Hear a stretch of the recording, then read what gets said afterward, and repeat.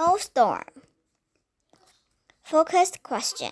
What do Jamal and Aisha think about snow? How can you tell? It is getting cold outside.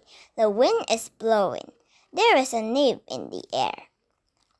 Jamal and Aisha run into the house. They get their coats.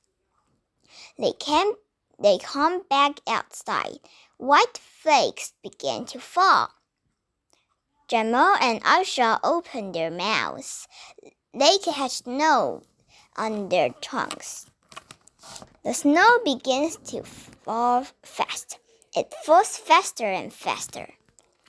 The snow gets deep. It gets deeper and deeper. The wind blows harder. It gets colder and colder. Jamal and Aisha go into the house. It feels good to be warm.